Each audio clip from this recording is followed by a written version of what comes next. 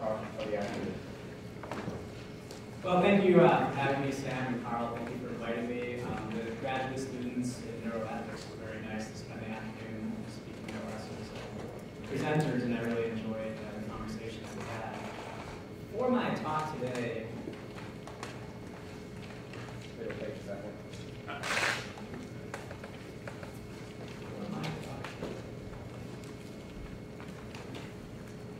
I'd like to review some background on the company, the research that we've done, how the commercial testing works, some of the issues that we face with ethics that have been informed by many of the speakers that you've heard today, and then examples of testing where I see the future going for what we're doing. So a little bit of my background. I developed two diagnostic tests in cancer, and joined a company after graduate school, worked there for a few years, and then left that company and was looking to start a company where we could apply really interesting new science to a problem that hasn't been addressed by science. And lie detection is a detection problem. It's a diagnostic problem. The person's either lying or telling the truth, and it works just like if one was developing a diagnostic test for cancer. Two things informed me to go into this area. One is that the DNA work has shown, and continues to show, that there are a number of people who've been wrongly convicted. Based on the Innocence Project, approximately 1% of the people on death row have been wrongfully convicted. So this number is just exorbitantly high. It amazes me. And in fact, just at lunch, there was something on CNN that flashed up on the screen that said, a man convicted 5 years ago, raping a woman, is exonerated, the woman who told her story, she lied. So this continues to be a problem. It continues to be one that we should try to address as scientists. The second one, a little bit closer to home, is that Wen Ho Lee, who was accused of selling secrets to the Chinese, was administered a polygraph by the Department of Energy. He was told he passed that polygraph, and 6 months later, he was told he failed that polygraph, which led to the National Academy report that said that more work needs to be done in this area. And clearly, I mean, with all these discussions, we know that lie detection is ultimately very, very important. We also probably would be very, very scared to put our faith in the hands of a jury. Because as everybody said, we know that juries are not good at determining whether someone's telling the truth or not. F. Lee Bailey, I heard him speak a few months ago, and F. Lee Bailey said, if you think that the judicial system is about getting to the truth, you haven't worked in the judicial system. If you had a scientific expert that was the best in their field, that had the highest credentials, that published more than anybody else, and you had a scientific expert that was mediocre in the field, but the mediocre scientist could communicate efficiently and effectively to a jury, and not talk down to that jury, which are you going to put on as a lawyer? You're going to put the scientist who has the lesser of the abilities in terms of the science background, but has the greater ability to communicate with the jury. So I started the company in 2004 with intellectual property license from the Medical University of South Carolina. As many of the speakers mentioned, I work closely with Dr. Andy Kozel and Dr. Mark George. Dr. Mark George is still at Medical University, and Andy's at the University of South Florida right now. In 2004 and 2005, I funded one of the largest fMRI studies still to this day for reception. That study was, we scanned 61 people, and I'll show you some of the results of that. And since that point, we've published a lot of papers. I consider myself first and foremost a scientist. I founded the company, I'm president of the company, but first and foremost, I'm a scientist. I wanted to do good scientific work. And being in a company is not incompatible with doing good scientific work. So, if you look at the work that we've done, by and far, we've contributed more to the scientific literature on deception than anybody else has.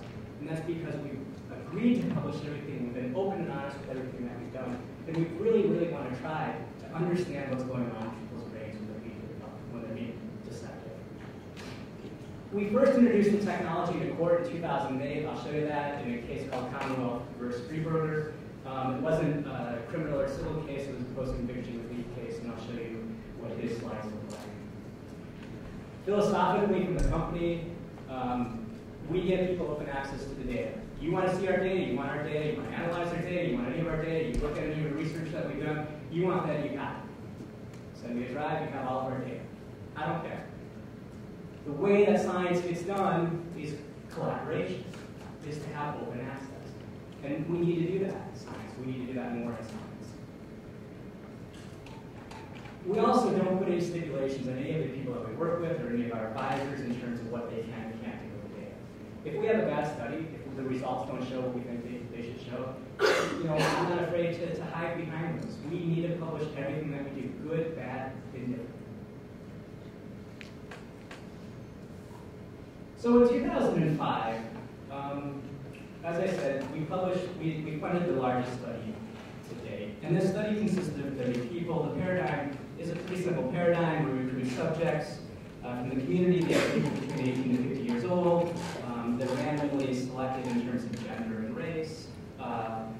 We try to have a very large demographic in terms of age.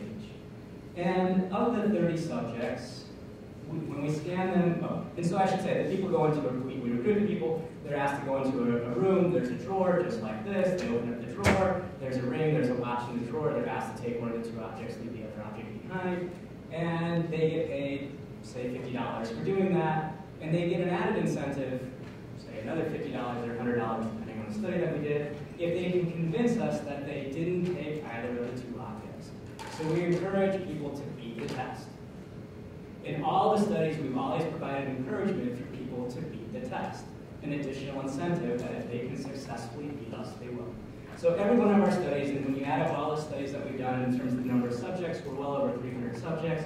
And all of those 300 subjects, about 20% of the people committed some countermeasure.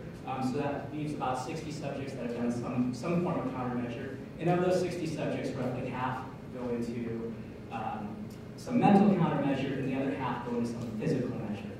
Countermeasure, a physical countermeasure would be like moving your toes. A mental countermeasure would be something like thinking of what you were doing yesterday while you were answering questions. Of the first 30 subjects, we were able to look at all the data. We analyzed unblind. It means, we looked at it, we sent it back and forth, we tried different algorithms, we tried different procedures, we tried different analytical methods. And basically, we found 7 brain regions that were activated, but of those 7 brain regions, only 3 predicted very well whether someone was being deceptive. And using those 3 brain regions, what we saw was that we could accurately identify whether the person took the ring or the watch in 28 out of 30 of those subjects. Then we went on, we recruited another 31 subjects, and we applied this algorithm in a completely blind manner. 2 people applied that. Computer algorithm goes through, computer algorithm spits out a result, this person took the ring, this person took the watch, and of that computer algorithm, it identified correctly what object that person took, 28 out of 30. Now, we also collected EDA or skin conductance, basically sweating, in cardiac data and respiration on these people, because what we wanted to do is to see whether or not the physiological data would inform or help out the lie detection data. And we also wanted to see whether or not the physiological data was in the same brain region as what we were seeing with the lies. And what this paper showed, it was in the second group of 31 subjects, and we had data on 26 of them. What this shows is basically the brain activation when a person, when the skin conductance is changing. And when we went through and looked at this and told the computer program what parts of the brain that we were looking at, the parts of the brain that we're looking at from the lie detection point of view are not in the parts that are in the physiological point of view. So what was changing during the skin conductance, the heart rate, and the cardiac was outside of what we're seeing in the lie. Now, we also added that back into the computer program, the fMRI computer program, to see whether that made a difference. And adding these things back didn't make a difference when we were doing it, but we weren't really running what would be a typical paradigm, so I'm not ready to say that these don't have value. Replication, replication, replication. Replication is the key to science. It's the part of science that as scientists we give the least value to. If you try to publish the third or fourth or fifth paper on something with a relatively large N, good luck with that. You're not going to get that in Science or something with a journal. You're going to have to shop that around. But isn't replication the absolute key to science? Of course it is. And so we've done, as I said, we've done a few hundred subjects.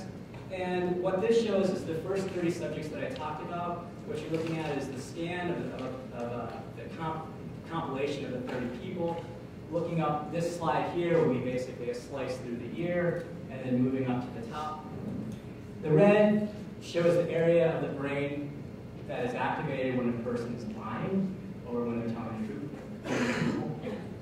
And the blue region here in row 2 basically shows the regions of interest that we're using. So for example, this red dot here and this red dot here where there's activation, when we put those back into the model and we looked at how accurate they were in terms of predicting deception in this group of people, they were basically 50-50. They weren't accurate at all, so we threw those things out. Now Andy, Dr. Andy Kozel, scanned another 29 subjects at the University of Texas, and what you see from his 29 subjects from the group map, you see the red areas of activation here look very similar to the original 30 subjects that was done approximately 5 years beforehand. And the commonality regions, the purple regions here, show the overlap between the two. So we can do this all day long. This is not a problem. We can predict very, very accurately whether someone took the ring or someone took the watch. And we've extended these studies to mock crime scenes, where we've actually taken people, we randomize them to commit a mock crime at a university, or they don't commit a mock crime. And the results that we get are basically extendable to those. One of the things that we were concerned about was, why are we missing people? Why is it that we're not 100% accurate? Now, I become very concerned as a scientist when anybody says, well, our stuff's 100% accurate, we don't make mistakes. My analogy to this is I was meeting with the FBI probably in 2004, and the CIA, which, as a graduate student, I never had the opportunity to go there, which maybe I'll never have the opportunity again. But, I'm talking to the FBI examiner, and I'm showing him the results, and it's the first time that I was ever in a meeting with someone with a big gun. Any gun's a big gun, okay? And so a guy had a scorecard on like this, and he's sitting there throughout the meeting, and he's got this gun like this, and I show him these results. And he leans back in his chair like this. And I'm sure it wasn't unintentional that he did this, because I was probably staring at his gun the whole time. And he said, that's nice, Dr. Laken, but, we're the FBI, we don't make mistakes. I can't make these things up. We went to the DOD, and we kind of talked to the DOD about this, and the DOD said, yeah, that's against the Geneva Convention. We can't put people into an MRI. These are true statements, okay? This is a government in action. So, we were concerned about why it is that our accuracy rates weren't as high as we'd like them to be. And there are two plausible hypotheses that we could put forth, right? One is that there's something biological. There's something different in this 10% of people. What that is could be genetic, could be something brain development, could be could be law school professors, who knows, right? The other one is that it could be something technique related. And if it's something technique related, then there's some things that we should do that we should be able to get our accuracy up higher. So in this study here, we took 31 subjects. And the 31 subjects were basically randomized to get the technique that I showed you, the Kozel et al. 2004 technique, or a new technique. The questions were exactly the same, people were exactly the same. The only difference between these two groups of 31 is that some people got the old technique first, basically half. Some people got the new technique first, basically half. They were randomized. And what we see here is that the areas of activation that we get are very similar to the previous slide. These areas of activation here look just like these areas of activation here. Same subjects, all we're doing is just changing how we're presenting the questions, that's it. Just giving the computer more statistical ability to process the signal and detect the signal. And you can see these are the same subjects. You can rapidly see that we get a lot more signal here. And using this technique up here, what we can do, again, on a blind basis, using the same algorithms, all we did is change the techniques. We accurately detected what the person took 30 out of 31 times. So we feel very good. We have a number of studies like that, and we can continue to do this on and on. when people come to us, people basically come to us. I don't know how people find us. About a quarter of the people that come to us come from overseas, from the rest of the world, and I have no idea how they hear about us. Of the people who live in the US who come to us, about a third are in some sort of personal matter, a third are in some sort of criminal or civil matter, and a third of the people are in some sort of post-conviction relief. It's really hard. I'd like to do more for the people that are in post-conviction relief, people who are convicted and are in jail. And when you're in jail, trust me, you don't have money. Most of these people won't have access to a typewriter or a computer. Most of these notes are handwritten. And these people are looking for something to show that they're telling the truth. And unfortunately, we can't do a lot to help those folks out. Of the third of the people that are in some sort of criminal or civil matter, probably half of those are dads who are going through some divorce. And during the divorce, from a custody point of view, one of the parents will say that dad touched the kid inappropriately. And when that happens, judges are completely unfair, they're completely biased, and these dads don't have any sort of recourse. People come to us, we basically talk to them on the phone, we tell them what the test is, we inform them that we're not 100% accurate, that these are our accuracy rates. We say that we're 75 to 97% accurate. We say that we can determine, on a specific incident. We won't make a determination on any specific question, but overall, we'll tell you what we think. And then if they're willing to go ahead with that, we will sit down with them or email back and forth, basically 10 to 20 questions. Those 10 to 20 questions need to be clear, concise, they need to be able to be presented and read on a screen within 3 seconds, and they need to be short. People don't understand short. You say, can you read that question? And it's like this whole screen is 14 lines, and they're like, yeah, I can read that in 3 seconds. And they're like, no, you can't. We have to review the testing procedures with the people. They have to understand that they're going into an MRI. Have you gone into an MRI before? Oh yeah, that's the X-ray thing. Like, yeah, that's not the X-ray thing, it's an MRI. Oh, it makes a lot of noise.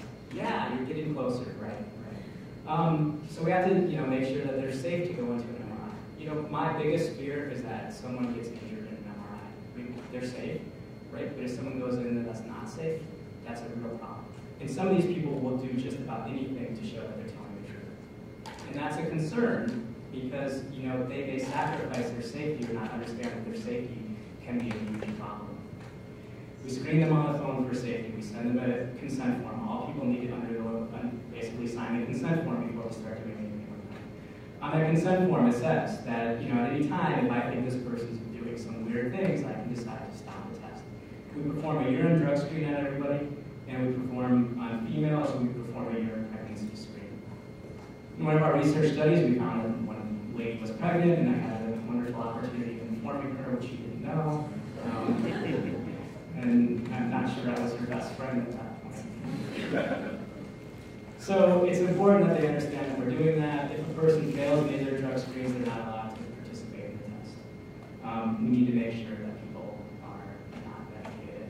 And then we also, for the criminal and civil cases, I'll do basically a DSM-4 screening on the folks to make sure that they're as normal as normal can be. When they get to the scan, we review the testing procedure, we discuss what it is, and then they sit down at a computer and they practice, and they practice, and they practice. People that say that they can beat our test by thinking, by moving out of the way, by doing math problems, have never sat down and done one of our tests. It moves really fast. It goes really, really, really fast. The questions are presented for about 2.5 to 3 seconds, and then they have a half a second to respond. In between 1 to 4 types of questions, then there's either a yes prompt or a no prompt, or we let things in the brain come back to baseline, and then we start again. It's pretty challenging. It takes people, on average, probably about 2 or 3 times to practice outside a scanner before they actually get it, and once they get it, they get it. In the scanner, the questions are randomized, they're displayed on the screen, the person responds yes or no, the computer records that, and while that's going on, they get to go have a soda and just watch them do that. We get the results in 1 to 2 days, and we tell them, we'll tell them over the phone, and we'll send a written report to all of our clients. All patients are volunteers. We make sure that they understand from an ethical point of view they can stop at any time. We know that people have claustrophobia. You've seen people with claustrophobia. We can tell pretty easily when people have claustrophobia. So we need to be careful and cognizant that those people may enter the scanner, may do some weird things. The results are confidential, and we need to discuss with them about things that are So after the fMRI piece of it, we do a high-resolution MP rage, basically another 5 minutes, and we have a neuroradiologist basically look at the MP rage and look to make sure that there's nothing that's odd. Again, we had one incidental finding of a pineal cyst. That person in the last 30 days was scanned at Yale and Harvard, and Yale and Harvard didn't see the pineal cyst. So if you're not having your scans read by a neuroradiologist, it's likely that you're missing some things. And I highly, from an ethical point of view, I think it's unethical to have grad students read the scans without having sufficient training. So in the last few minutes here, I was asked to talk about some real-world testing.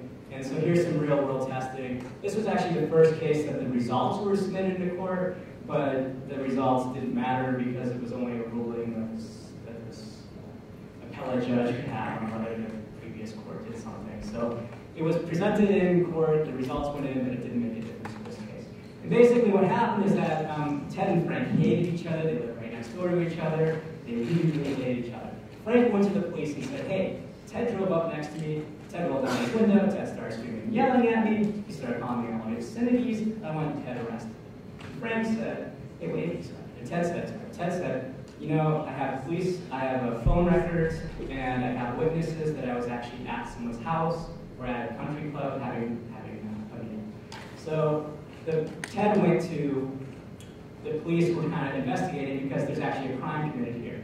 If Frank filed a falsified police report, Frank's breaking the law. If Ted broke the restraining order, Ted's violating the law. So one of these two people were lying. The police said, hey Ted, you want to go have a polygraph? Ted said, sure. Ted went in, had a polygraph. Every time they asked them questions about Frank, their polygraph went off the chart. They couldn't score the polygraph. And so Ted approached us for testing. What you're seeing here is basically Ted, we have two different scans. Ted stated he violated because, again, I don't know what this person's lying about. When they come to me, I have no clue. They're saying this is the truth. The truth is I did not, violate my restraining order. Okay, I don't know what the truth is, right? I'm just here to administer the test. So this is Ted stating he violated his restraining order. This is Ted stating he did not violate his restraining order. And you can see that there's a lot of red blobs over here and not so many red blobs over here. That would be an example of a test. The computer basically concluded that he's telling the truth, that when he says that he violated his restraining order, that he's lying. Again, it's the inverse because there's more activation on this side. When he says that he violated his restraining order, that would be the lie. Ted's polygraph is going to be gruesome. Another Ted here on most of my examples are Ted.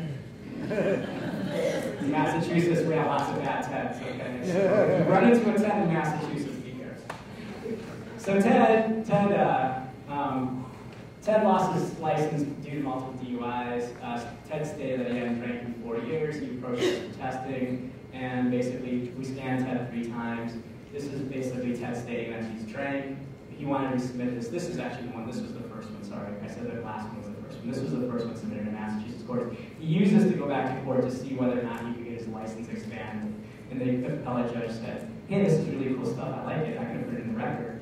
But it doesn't matter because all we have to do is determine whether the previous court, carried out justice appropriately. And she's like, and they did. So this is Ted stating he drank. This is Ted stating he didn't drink. This is the first scan. Second scan, Ted stating he drank. Ted stating he didn't drink. Second scan. This one, Ted stating he drank. Ted stating he didn't drink. And this would be one, I think, that you can all see on the previous 2 scans, that there's a lot more activation on your left. This is one that, this is the 3rd scan here, and this one's a little bit harder. When I ask the audience, how many on the left? Yeah, half the people raise their hand. How many on the right? Half the people raise their hand. Well, again, this one the computer determined, consistently with the last 2, that he's lying on the rightmost scan over here. But again, this is the same person being scanned multiple times, and you can see some heterogeneity between all these scans. So, this is one of the issues with functional MRI. We get heterogeneity. What's different about us is that we've actually gone and we say, look, these are the exact regions of the brain that we're looking at. We're looking to see whether or not these regions are activated. And again, if anybody wants these things, you want to test them, you want to try them, go test them, go nuts. Okay, so this is Commonwealth versus Freeberger. This was the first time that I was qualified as an expert in functional MRI in South Carolina. Freiberger contacted me. He said he was a 65-year-old man. He was at Fort Jackson in South Carolina when he was in his early 20s, and a murder happened. He was investigated at the time. For 40 years, he goes through his normal life. He's in Indiana, and one day the police show up on his door and say, hey, we have a warrant, we're going to extradite you back to South Carolina for an unsolved crime. What happened is that 40 years ago, they found a taxi car driver that was shot with a bullet through the back of his head. The bullet fragmented into 3 pieces. And at the time, the police took the bullet, they compared it to a weapon. It was a private at Fort Jackson.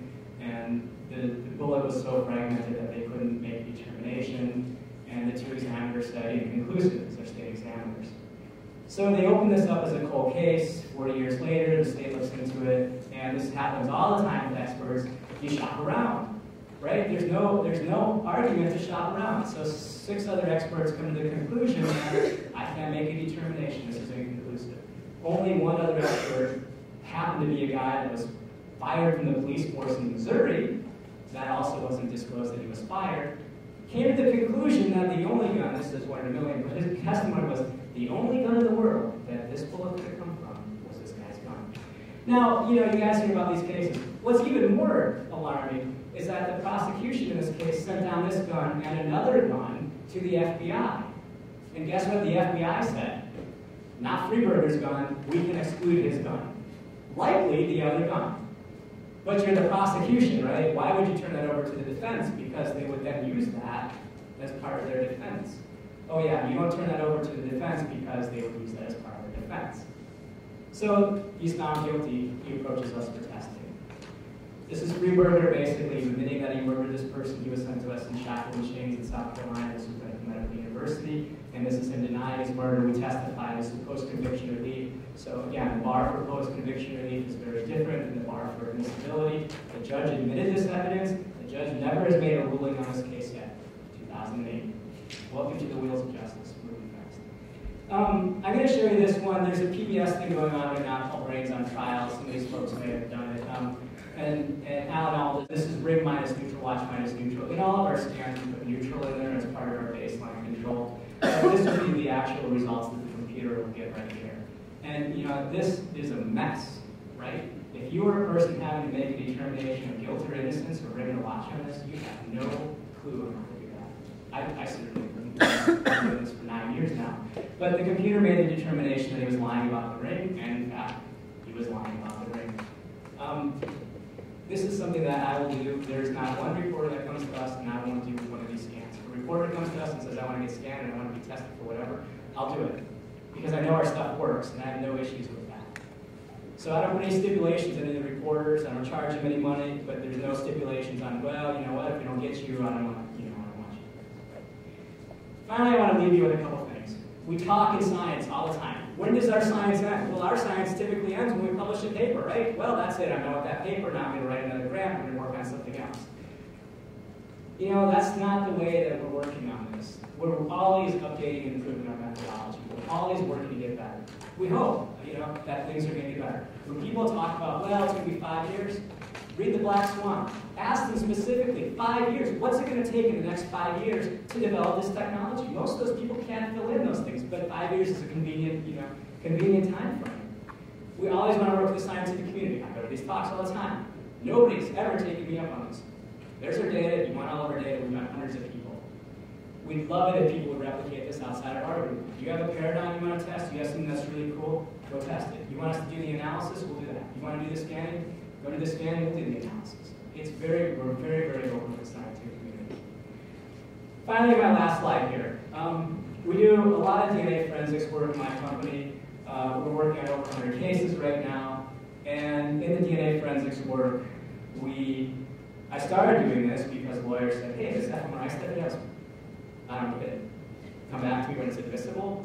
But by the way, I don't understand DNA, helping with DNA cases, because these things are coming to my plate all the time.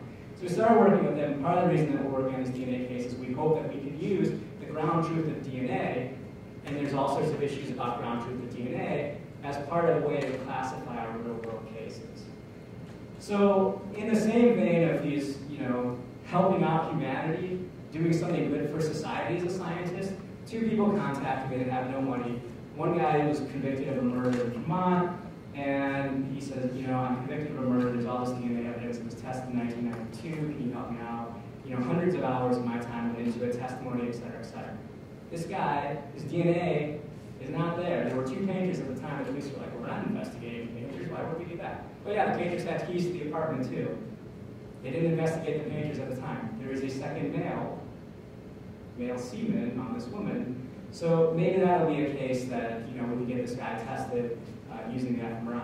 Now, the challenge is, oh yeah, we can't actually offer our fMRI in Vermont. Why? Because the only thing that the state in Vermont offers is polygraph. If you decide to offer any other lie detector test, you're actually committing a crime in Vermont.